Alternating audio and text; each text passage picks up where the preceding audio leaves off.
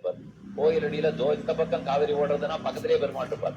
அங்க எதுக்கு சேனிச்சிருக்காருன்னா ஒத்துரும் இருக்க மாட்டான். ஏகாந்தமான ஸ்தலம். போனா நம்மளும் பெருமாள் தான். ஆனா நமக்கு என்னமோ அந்த கூட்டம் கூட்டமா சாயர ஊருக்கு போயே நின்றுட்டு வழக்கமா போச்சு. ஒண்ணுமே இல்லாத பக்கத்துல அவர் பாட்டுக்கு நீ வந்தா 2 மணி நேரம் சேவிக்கலாமே சுவாமி. அதுக்கு திருப்பதிக்கு போய் 4 மாசத்துக்கு 5 மாசத்துக்கு முன்னாடி சீட் எல்லாம் வாங்கிட்டு 24 மணி நேரம் காத்திருந்து சேவித்து விட்டு வந்தார்கள். அப்படி ஒண்ணு அப்பதான் மோட்சம் கிடைக்கும்லாம் அவர் சொல்லவே இல்லையே. அவர் எந்த ஊர் போனாலும் எந்த பெருமாளா இருந்தாலும் ஒத்துருமே இல்லைன்னா அங்க போலாமே. ஸ்ரீரங்கத்துக்குத்தான் வைகுண்ட ஏகாதிக்கு போகணும் அப்படி ஒண்ணும் இல்லை. பக்கத்துல இருக்கிற கோவில் போனாலும் அதே அனுபவம் தான் கிடைக்க போகிறது. அதனால அந்த பெருமாள் கபிஸ்தலத்து பெருமாள் ஆத்தங்கரையில படுத்துட்டு என்னைக்கான ஒரு நாள் நம்ம பக்தன் இவ்வளவு நாளை இவர் காத்துட்டு இருக்காரு, காத்துட்டு இருக்கிறதுக்காகவாவது போயிட்டு வருவோமே அப்படின்னு வரமாட்டானான்னு இருக்காரு. அப்ப எனக்கென்று அவர் காத்து கொண்டிருக்கிறாருங்கிற உண்மை எனக்கு புரிஞ்சுது. அப்படி இருக்குச்சு என்ன அவர் எதிர்பார்த்து இருக்கிறச்சே யமன் என்கிட்ட வருவனா, என் கர்மங்கள்லாம் என் இடத்துல வருமா, இனி பிறவி கிடைக்குமா, அப்ப இத்தனை நாள் கிடைச்சது என்னால் எனக்காக அவர் காத்துட்டு இருக்காரு. நான் புரிஞ்சுக்காத விட்டதுதான் என் முட்டாள்தான். திருமழிசையாழ்வாருடைய ஒரு ஆச்சரியமான பாசுரம். கூற்றமும் ஷாரா கொடுவினையும் ஷாரா தீ மாற்றமும் ஷாரா வகையறிந்தேன் ஆற்றங் கரை கிடக்கும் கண்ணன் கடல் கிடக்கும் மாயன் உரை கிடக்கும் உள்ளத்தெனக்கு. கூற்றமும் ஷாரா எனக்கு ஒண்ணு புரிஞ்சு போச்சு, ஒரு உண்மை தெரிஞ்சுது. அதுல இருந்து யமன் என் கிட்டக்க வரமாட்டான்னு தெரிஞ்சுவிட்டேன். கர்மங்கள் என்ன படுத்தாதுன்னு புரிஞ்சுவிட்டேன். கூற்றமும் ஷாரா கொடுவினையும் ஷாரா தீ மாற்றமும் ஷாரானா சேராது என்ன அண்டாதுன்னு அர்த்தம். கூற்றமும் ஷாரா கொடுவினையும் ஷாரா தீ மாற்றமும் ஷாரா வகையறிந்தேன்.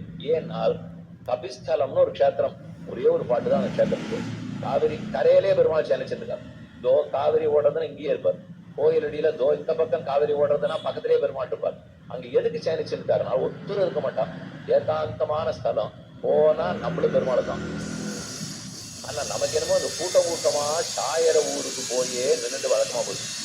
ஒண்ணுமே இல்லாத பக்கத்துல அவர் பாட்டுக்கு நீ வந்தா 2 மணி நேரம் சேவிக்கலாமே சுவாமி. அதுக்கு திருப்பதிக்கு போய் 4 மாசத்துக்கு 5 மாசத்துக்கு முன்னாடி சீட் எல்லாம் வாங்கிட்டு 24 மணி நேரம் காத்திருந்து சேவித்து விட்டு வந்தார்கள். அப்படி ஒண்ணு அப்பதான் மோட்சம் கிடைக்கும்லாம் அவர் சொல்லவே இல்லையே. அவர் எந்த ஊர் போனாலும் எந்த பெருமாளா இருந்தாலும் ஒத்துருமே இல்லைன்னா அங்க போலாமே. ஸ்ரீரங்கத்துக்குத்தான் வைகுண்ட ஏகாதிக்கு போகணும் அப்படி ஒண்ணும் இல்லை. பக்கத்துல இருக்கிற கோவில் போனாலும் அதே அனுபவம் தான் கிடைக்க போகிறது.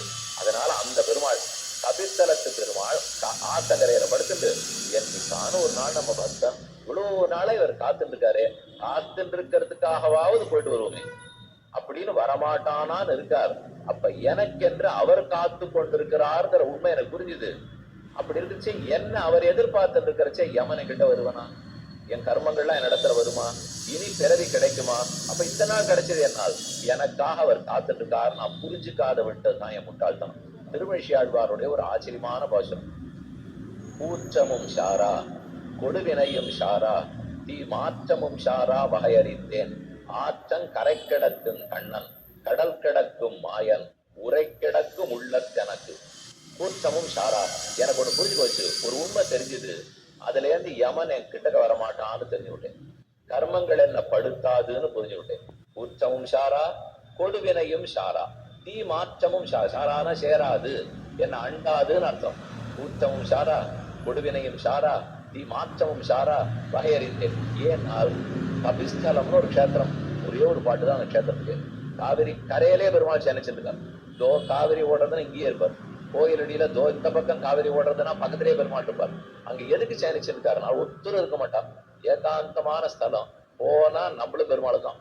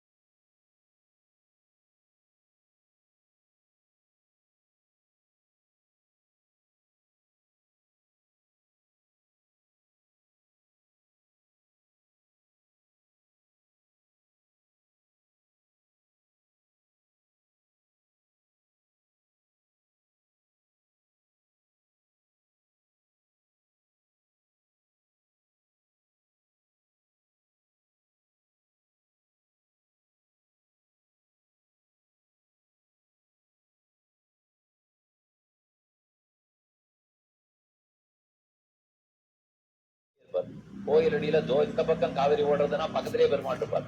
அங்க எதுக்கு சயனிச்சிருக்காருன்னா ஒருத்தர் இருக்க மாட்டான். ஏகாந்தமான ஸ்தலம். போனா நம்மளும் பெருமாள் தான். ஆனா நமக்கு என்னமோ அந்த கூட்டம் கூட்டமா சாயர ஊருக்கு போயே நின்றுட்டு வழக்கமா போச்சு. ஒண்ணுமே இல்லாத பக்கத்துல அவர் பாட்டுக்கு நீ வந்தா 2 மணி நேரம் சேவிக்கலாமே சுவாமி. அதுக்கு திருப்பதிக்கு போய் 4 மாசத்துக்கு 5 மாசத்துக்கு முன்னாடி சீட் எல்லாம் வாங்கிட்டு 24 மணி நேரம் காத்திருந்து சேவித்து விட்டு வந்தார்கள். அப்படி ஒண்ணு அப்பதான் மோட்சம் கிடைக்கும்லாம் அவர் சொல்லவே இல்லையே. அவர் எந்த ஊர் போனாலும் எந்த பெருமாளா இருந்தாலும் ஒத்துருமே இல்லைன்னா அங்க போலாமே. ஸ்ரீரங்கத்துக்குத்தான் வைகுண்ட ஏகாதிக்கு போகணும் அப்படி ஒண்ணும் இல்லை. பக்கத்துல இருக்கிற கோவில் போனாலும் அதே அனுபவம் தான் கிடைக்க போகிறது.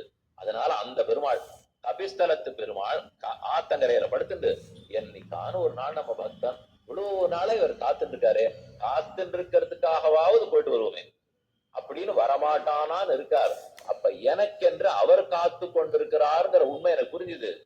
அப்படி இருக்குச்சு என்ன அவர் எதிர்பார்த்து இருக்கிறச்சே யமன் என்கிட்ட வருவனா, என் கர்மங்கள்லாம் என் இடத்துல வருமா, இனி பிறவி கிடைக்குமா, அப்ப இத்தனை நாள் கிடைச்சது என்னால் எனக்காக அவர் காத்துட்டு இருக்காரு. நான் புரிஞ்சுக்காத விட்டதுதான் என் முட்டாள்தான்.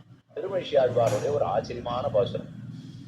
கூற்றமும் ஷாரா கொடுவினையும் ஷாரா தீ மாற்றமும் ஷாரா வகையறிந்தேன் ஆற்றங் கரை கிடக்கும் கண்ணன் கடல் கிடக்கும் மாயன் உரை கிடக்கும் உள்ளத்தனக்கு. கூற்றமும் ஷாரா எனக்கு ஒண்ணு புரிஞ்சு போச்சு, ஒரு உண்மை தெரிஞ்சுது. அதுல இருந்து யமன் என் கிட்டக்க வரமாட்டான்னு தெரிஞ்சுவிட்டேன். கர்மங்கள் என்ன படுத்தாதுன்னு புரிஞ்சுவிட்டேன். கூற்றமும் ஷாரா கொடுவினையும் ஷாரா தீ மாற்றமும் ஷாரானா சேராது என்ன அண்டாதுன்னு அர்த்தம். கூற்றமும் ஷாரா கொடுவினையும் ஷாரா தீ மாற்றமும் ஷாரா வகையறிந்தேன்.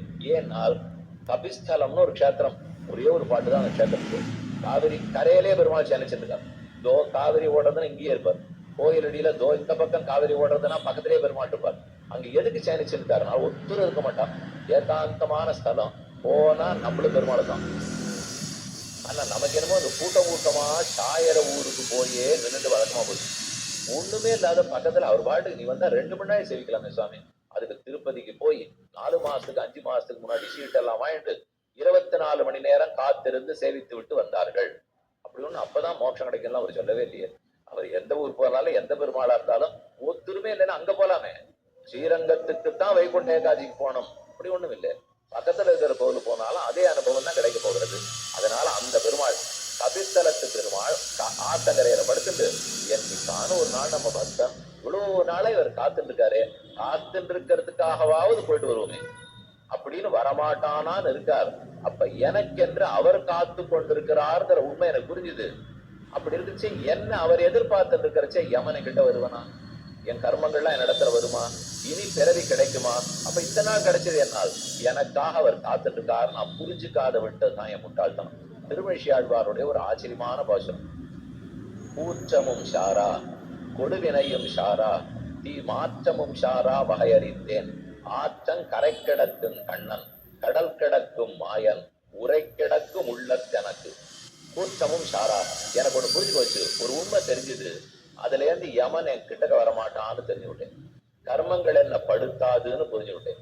கூற்றமும் ஷாரா கொடுவினையும் ஷாரா தீ மாற்றமும் ஷாரானா சேராது என்ன அண்டாதுன்னு அர்த்தம். கூற்றமும் ஷாரா கொடுவினையும் ஷாரா தீ மாற்றமும் ஷாரா வகையறிந்தேன். ஏன்னால் கபிஸ்தலம்னு ஒரு க்ஷேத்திரம், ஒரே ஒரு பாட்டு தான் அந்த க்ஷேத்திரத்துக்கு. காவிரி கரையிலே பெருமாள் சேனிச்சிருக்கார். தோ காவிரி ஓடுறதுன்னு இங்கேயே இருப்பார். கோயில் அடியில இந்த பக்கம் காவிரி ஓடுறதுன்னா பக்கத்திலேயே பெருமாள் இருப்பார். அங்க எதுக்கு சேனிச்சிருக்காருன்னா ஒருத்தர் இருக்க மாட்டான். ஏகாந்தமான ஸ்தலம். போனா நம்மளும் பெருமாள் தான்.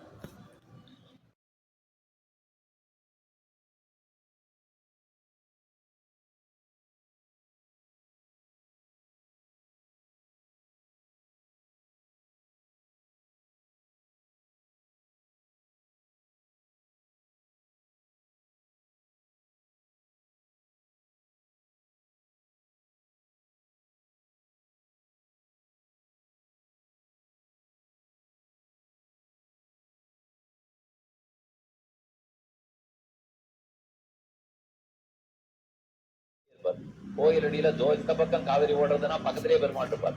அங்க எதுக்கு சேனிச்சிருக்காருன்னா ஒருத்தர் இருக்க மாட்டான். ஏகாந்தமான ஸ்தலம். போனா நம்மளும் பெருமாள் தான். ஆனா நமக்கு என்னமோ அந்த கூட்டம் கூட்டமா சாயர ஊருக்கு போயே நின்றுட்டு வழக்கமா போச்சு. ஒண்ணுமே இல்லாத பக்கத்துல அவர் பாட்டுக்கு நீ வந்தா 2 மணி நேரம் சேவிக்கலாமே சுவாமி. அதுக்கு திருப்பதிக்கு போய் 4 மாசத்துக்கு 5 மாசத்துக்கு முன்னாடி சீட் எல்லாம் வாங்கிட்டு 24 மணி நேரம் காத்திருந்து சேவித்து விட்டு வந்தார்கள். அப்படி ஒண்ணு அப்பதான் மோட்சம் கிடைக்கும்லாம் அவர் சொல்லவே இல்லையே. அவர் எந்த ஊர் போனாலும் எந்த பெருமாளா இருந்தாலும் ஒத்துருமே இல்லைன்னா அங்க போலாமே. ஸ்ரீரங்கத்துக்குத்தான் வைகுண்ட ஏகாதிக்கு போனோம் அப்படி ஒண்ணும் இல்லை. பக்கத்துல இருக்கிற கோவில் போனாலும் அதே அனுபவம் தான் கிடைக்க போகிறது. அதனால அந்த பெருமாள் கபிஸ்தலத்து பெருமாள் ஆத்தங்கரையில படுத்துட்டு என்னைக்கான ஒரு நாள் நம்ம பக்தன் இவ்வளவு நாளே இவர் காத்துட்டு இருக்காரு, காத்துட்டு இருக்கிறதுக்காகவாவது போயிட்டு வருவோமே அப்படின்னு வரமாட்டானான்னு இருக்கார். அப்ப எனக்கென்று அவர் காத்து கொண்டிருக்கிறாருங்கிற உண்மை எனக்கு புரிஞ்சுது. அப்படி இருக்குச்சு என்ன அவர் எதிர்பார்த்து இருக்கிறச்சே யமன் கிட்ட வருவனா, என் கர்மங்கள்லாம் என் இடத்துல வருமா, இனி பிறவி கிடைக்குமா, அப்ப இத்தனை நாள் கிடைச்சது என்னால் எனக்காக அவர் காத்துட்டு இருக்கார். நான் புரிஞ்சுக்காத விட்டதுதான் என் முட்டாள்தனம். திருமழிசையாழ்வாருடைய ஒரு ஆச்சரியமான பாசுரம். கூற்றமும் ஷாரா கொடுவினையும் ஷாரா தீ மாற்றமும் ஷாரா வகையறிந்தேன் ஆற்றங் கரை கிடக்கும் கண்ணன் கடல் கிடக்கும் மாயன் உரை கிடக்கும் உள்ள எனக்கு. கூற்றமும் ஷாரா எனக்கு ஒண்ணு புரிஞ்சு போச்சு, ஒரு உண்மை தெரிஞ்சுது. அதுல இருந்து யமன் என் கிட்டக்க வரமாட்டான்னு தெரிஞ்சுவிட்டேன். கர்மங்கள் என்ன படுத்தாதுன்னு புரிஞ்சுவிட்டேன். கூற்றமும் ஷாரா கொடுவினையும் ஷாரா தீ மாற்றமும் ஷாரான சேராது என்ன அண்டாதுன்னு அர்த்தம். கூற்றமும் ஷாரா கொடுவினையும் ஷாரா தீ மாற்றமும் ஷாரா வகையறிந்தேன். ஏன்னால் கபிஸ்தலம்னு ஒரு க்ஷேத்திரம், ஒரே ஒரு பாட்டு தான் அந்த க்ஷேத்திரத்துக்கு. காவிரி கரையிலே பெருமாள் சேனிச்சிருக்கார். தோ காவிரி ஓடுறதுன்னு இங்கேயே இருப்பார். கோயில் அடியில தோ இந்த பக்கம் காவிரி ஓடுறதுன்னா பக்கத்திலே பெருமாள் இருப்பார். அங்க எதுக்கு சேனிச்சிருக்காருன்னா ஒத்துரும் இருக்க மாட்டான். ஏகாந்தமான ஸ்தலம், போனா நம்மளும் பெருமாள் தான். ஆனா நமக்கு என்னமோ அந்த கூட்டமா சாயர ஊருக்கு போயே நின்றுட்டு வழக்கமா போச்சு. ஒண்ணுமே இல்லாத பக்கத்துல அவர் பாட்டுக்கு நீ வந்தா 2 மணி நேரம் சேவிக்கலாமே சுவாமி.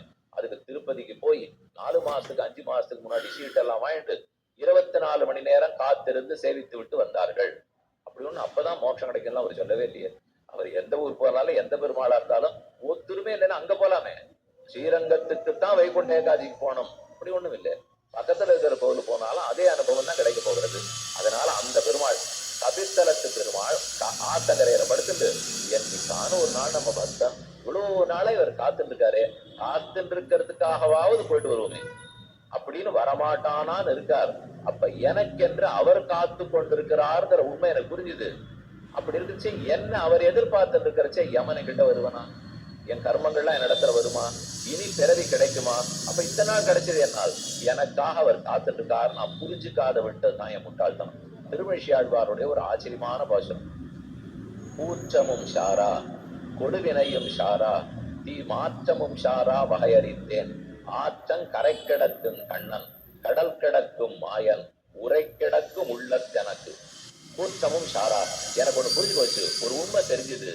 அதுல இருந்து யமன் என் கிட்டக்க வரமாட்டான்னு தெரிஞ்சு விட்டேன். கர்மங்கள் என்ன படுத்தாதுன்னு புரிஞ்சு விட்டேன். கூற்றமும் ஷாரா கொடுவினையும் ஷாரா தீ மாற்றமும் ஷாரான சேராது என்ன அண்டாதுன்னு அர்த்தம்.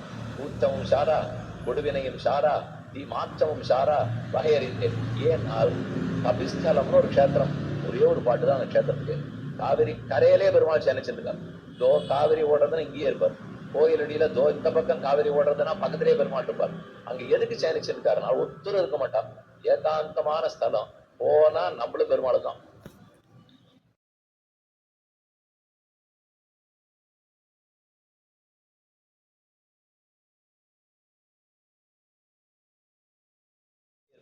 கோயில் அடியில தோ இந்த பக்கம் காவிரி ஓடுறதுன்னா பக்கத்திலே பெருமாள் இருப்பார்.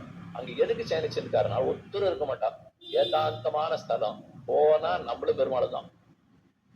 ஆனா நமக்கு என்னமோ அந்த கூட்டமா சாயர ஊருக்கு போயே நின்றுட்டு வழக்கமா போச்சு. ஒண்ணுமே இல்லாத பக்கத்துல அவர் பாட்டுக்கு நீ வந்தா 2 மணி நேரம் சேவிக்கலாமே சுவாமி.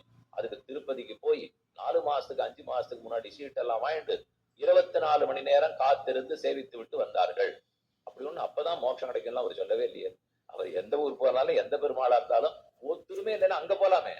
ஸ்ரீரங்கத்துக்குத்தான் வைகுண்ட ஏகாதிக்கு போனோம் அப்படி ஒண்ணும் இல்லை. பக்கத்துல இருக்கிற கோவில் போனாலும் அதே அனுபவம் தான் கிடைக்க போகிறது. அதனால அந்த பெருமாள் கபிஸ்தலத்து பெருமாள் ஆத்தங்கரையில படுத்துட்டு என்னைக்கான ஒரு நாள் நம்ம பக்தன் இவ்வளவு நாளே இவர் காத்துட்டு இருக்காரு, காத்துட்டு இருக்கிறதுக்காகவாவது போயிட்டு வருவோமே அப்படின்னு வரமாட்டானான்னு இருக்கார். அப்ப எனக்கென்று அவர் காத்து கொண்டிருக்கிறாருங்கிற உண்மை எனக்கு புரிஞ்சுது. அப்படி இருக்குச்சு என்ன அவர் எதிர்பார்த்து இருக்கிறச்சே யமனை கிட்ட வருவனா, என் கர்மங்கள்லாம் என் இடத்துல வருமா, இனி பிறவி கிடைக்குமா, அப்ப இத்தனை நாள் கிடைச்சது என்னால் எனக்காக அவர் காத்துட்டு இருக்கார். நான் புரிஞ்சுக்காத விட்டதுதான் என் முட்டாள்தனம். திருமழிசையாழ்வாருடைய ஒரு ஆச்சரியமான பாசுரம். கூற்றமும் ஷாரா கொடுவினையும் ஷாரா தீ மாற்றமும் ஷாரா வகையறிந்தேன் ஆற்றங் கரை கிடக்கும் கண்ணன் கடல் கிடக்கும் மாயன் உரை கிடக்கும் உள்ளத்தனக்கு. கூற்றமும் ஷாரா, எனக்கு ஒண்ணு புரிஞ்சு போச்சு, ஒரு உண்மை தெரிஞ்சுது. அதுல இருந்து யமன் என் கிட்டக்க வரமாட்டான்னு தெரிஞ்சுவிட்டேன். கர்மங்கள் என்ன படுத்தாதுன்னு புரிஞ்சுவிட்டேன். கூற்றமும் ஷாரா கொடுவினையும் ஷாரா தீ மாற்றமும் ஷாரான சேராது என்ன அண்டாதுன்னு அர்த்தம். கூற்றமும் ஷாரா கொடுவினையும் ஷாரா தீ மாற்றமும் ஷாரா வகையறிந்தேன். ஏன்னால் கபிஸ்தலம்னு ஒரு க்ஷேத்திரம், ஒரே ஒரு பாட்டு தான் அந்த க்ஷேத்திரத்துக்கு. காவிரி கரையிலே பெருமாள் சேனிச்சிருக்கார். தோ காவிரி ஓடுறதுன்னு இங்கேயே இருப்பார். கோயில் அடியில தோ இந்த பக்கம் காவிரி ஓடுறதுன்னா பக்கத்திலே பெருமாள் இருப்பார். அங்க எதுக்கு சேனிச்சிருக்காருன்னா ஒத்துரு இருக்க மாட்டான். ஏகாந்தமான ஸ்தலம், போனா நம்மளும் பெருமாள் தான். ஆனா நமக்கு என்னமோ அந்த கூட்டமா சாயர ஊருக்கு போயே நின்றுட்டு வழக்கமா போச்சு. ஒண்ணுமே இல்லாத பக்கத்துல அவர் பாட்டுக்கு நீ வந்தா 2 மணி நேரம் சேவிக்கலாமே சுவாமி. அதுக்கு திருப்பதிக்கு போய் 4 மாசத்துக்கு 5 மாசத்துக்கு முன்னாடி சீட்டெல்லாம் வாங்கிட்டு 24 மணி நேரம் காத்திருந்து சேவித்து விட்டு வந்தார்கள். அப்படி ஒண்ணு அப்பதான் மோட்சம் கிடைக்கலாம் அவர் சொல்லவே இல்லையே. அவர் எந்த ஊர் போனாலும் எந்த பெருமாளா இருந்தாலும் ஒத்துருமே இல்லைன்னா அங்க போலாமே. ஸ்ரீரங்கத்துக்குத்தான் வைகுண்ட ஏகாதிக்கு போனோம், அப்படி ஒண்ணும் இல்லை. பக்கத்துல இருக்கிற கோவில் போனாலும் அதே அனுபவம் தான் கிடைக்க போகிறது.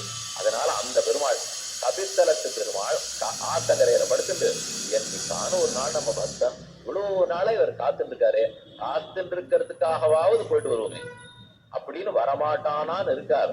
அப்ப எனக்கென்று அவர் காத்து கொண்டிருக்கிறார்ங்கிற உண்மை எனக்கு புரிஞ்சுது. அப்படி இருந்துச்சு என்ன அவர் எதிர்பார்த்து இருக்கிறச்சே யமனை கிட்ட வருவனா, என் கர்மங்கள்லாம் என் இடத்துல வருமா, இனி பிறவி கிடைக்குமா? அப்ப இத்தனை நாள் கிடைச்சது என்னால் எனக்காக அவர் காத்துட்டு இருக்காரு. நான் புரிஞ்சுக்காத விட்டதுதான் என் முட்டாள்தான். திருமழிசையாழ்வாருடைய ஒரு ஆச்சரியமான பாசுரம். கூற்றமும் ஷாரா கொடுவினையும் ஷாரா தீ மாற்றமும் ஷாரா வகையறிந்தேன் ஆற்றங் கரை கிடக்கும் கண்ணன் கடல் கிடக்கும் மாயன் உரை கிடக்கும் உள்ளத்தனக்கு. கூற்றமும் ஷாரா, எனக்கு ஒண்ணு புரிஞ்சு போச்சு, ஒரு உண்மை தெரிஞ்சுது. அதுல இருந்து யமன் என் கிட்டக்க வரமாட்டான்னு தெரிஞ்சு விட்டேன். கர்மங்கள் என்ன படுத்தாதுன்னு புரிஞ்சு விட்டேன். கூற்றமும் ஷாரா கொடுவினையும் ஷாரா தீ மாற்றமும் ஷாரான சேராது என்ன அண்டாதுன்னு அர்த்தம். கூற்றமும் ஷாரா கொடுவினையும் ஷாரா தீ மாற்றமும் ஷாரா வகையறிந்தேன். ஏன்னால் கபிஸ்தலம்னு ஒரு க்ஷேத்திரம், ஒரே ஒரு பாட்டு தான் அந்த க்ஷேத்திரத்துக்கு. காவிரி கரையிலே பெருமாள் சேனிச்சிருக்கார். தோ காவிரி ஓடுறதுன்னு இங்கேயே இருப்பார். கோயில் அடியில தோ இந்த பக்கம் காவிரி ஓடுறதுன்னா பக்கத்திலே பெருமாள் இருப்பார். அங்க எதுக்கு சேனிச்சிருக்காருன்னா ஒத்துரு இருக்க மாட்டான். ஏகாந்தமான ஸ்தலம், போனா நம்மளும் பெருமாள் தான்.